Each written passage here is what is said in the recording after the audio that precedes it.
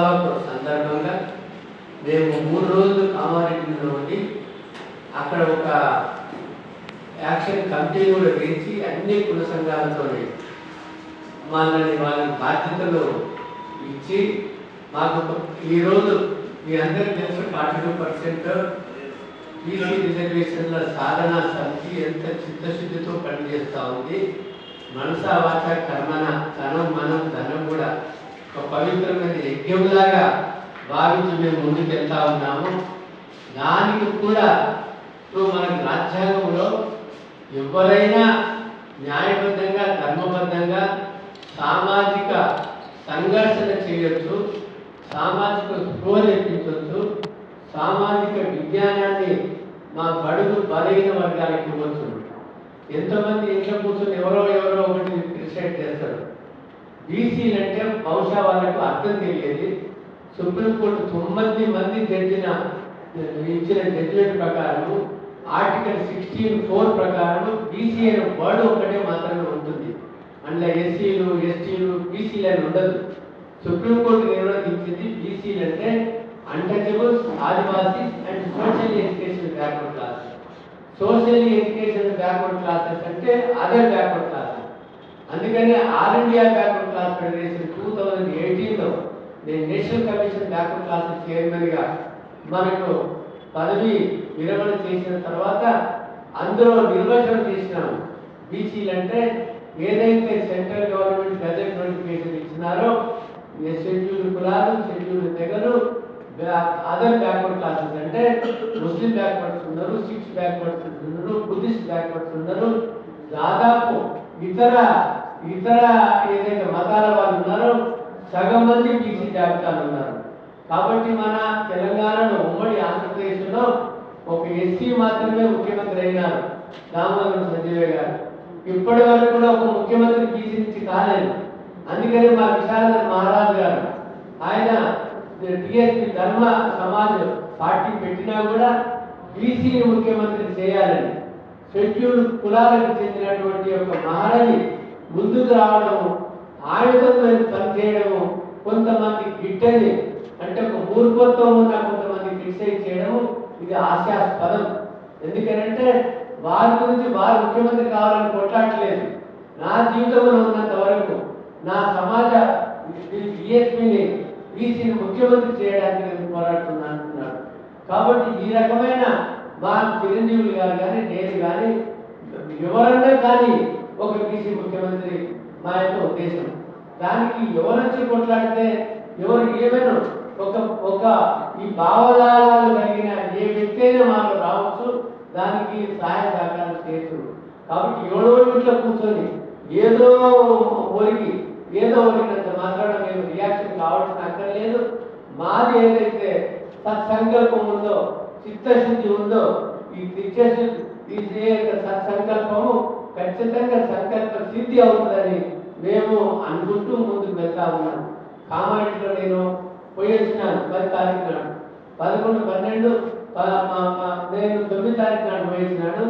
10, 11 సోదరుడు చిరంజీవి గారు అట్లే విశారద మహారాజు వెళ్ళారు. వెళితే అక్కడ ప్రత్యక్ష సాక్షి చెప్పినారు.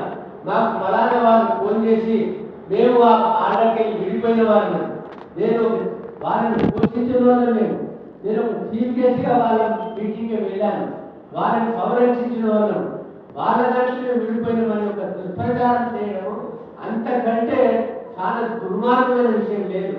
నేను ఎవరితోనూ మేము ముగ్గురం ఎవరితోనూ విడిపోయిన వాళ్ళం కాదు. త్వరలో సర్వ స్వతంత్రంగా ఉన్నటువంటి యొక్క 3-4 ఆర్గనైజేషన్ కలిపి ముందుకు వెళ్ళేటువంటి యొక్క 42% బీసీ రిజర్వేషన్ల సాధనా సమితిగా ఏర్పడి ఈ తెలంగాణలో 42% రిజర్వేషన్స్ ఏదైతే కామారెడ్డి రిజర్వేషన్ ఇచ్చినారో విద్యా ఉద్యోగాలలో స్థానిక సంస్థలలో 42% ఇస్తామని ఎట్లా ఇవ్వాలో ఇంగిత జ్ఞానం లేకుండా ఉన్నప్పుడు ఒక డ్రాఫ్ట్ ముసాయిదాన్ని ఇచ్చి దాన్ని 90 సెంచురీలో పెట్టే విధంగా తమిళనాడు యాక్ట్ తెప్పించుకొని దాని ప్రకారం డ్రాఫ్ట్ చేస్తే వాళ్ళ జ్ఞానోదయం కలిగి వాళ్ళ అడ్వకేట్ జనరల్స్తో లీగల్ ఎక్స్పర్ట్స్తో పరిశీలించుకొని దానికి సంతోషము ఉభయ సభలో ప్రవేశపెట్టి పాస్ చేసినారు. గవర్నర్ కూడా ఆమోదం పొందింపు చేసినారు. గవర్నర్ ఆమోదం పొందినాక ఏదో మరి అంటే ఎందుకు ఢిల్లీకి వెళ్ళినారు కొంతమందిని తీసుకొని అక్కడ జంతర్ మంతర్ దగ్గర ఎందుకు ధర్నా చేసినారు? తమిళనాడు లాగా ప్రధానమంత్రిని నిగ్గదీసి పార్లమెంట్ని నిర్బంధించి ఏదైతే రాష్ట్రంలో ఒక జీవన నడవకుండా అటువంటి యొక్క బంద్ చేయకుండా ఆల్ పార్టీ మీటింగ్ పెట్టకుండా ఆల్ పార్టీ కన్వెన్షన్ జరపకుండా ఈ రకమైన రోజుకో మోసము కూటమి దగా చేసుకుంటూ ఒక పంచాయతీరాజ్ యాక్ట్ని అమెండ్ చేసి అది చేయడం ఒక జీవో తీసి మొదటి నుంచి మేము ఒప్పుకుంటున్నాము. ఈ జీవోల ద్వారా వీళ్ళు కాదు, ఎందుకంటే మూడు కూడా పేడతో పెట్టి దానికి అడుగులు కొన్ని సంఘాలు స్పాన్సర్ చేసిన సంఘాలు మాకు రాజ్యాంగ ప్రకారం ముందుకెళ్తే అడ్డుకుంటే ఈ ప్రవాహంలో కొట్టుకుపోతారు. కానీ మీకు ఉన్న పరువు పోతుంది, ఉన్న అసలు విలువ పోతుంది. కాబట్టి మీరు కూడా వచ్చి మాలో మా ఈ జీవన ప్రపంచంలో ఈ పోరాటంలో పాల్గొని ముందుకు వెళ్ళి లేకపోతే బీసీ ద్రోహిలో మిగిలిపోకుండా బీసీ జాతికి అన్యాయం చేసేవారు కాకుండా ప్రజలందరూ కూడా కళ్ళు తెలుసుకొని ఎవరి కాంట్రాక్ట్ క్యారెక్టర్ చిత్తశుద్ధి ఎవరు సరైన మార్గంలో నడుపుతున్నారు ఆ సరైన సత్యం చేస్తే అవుతుంది.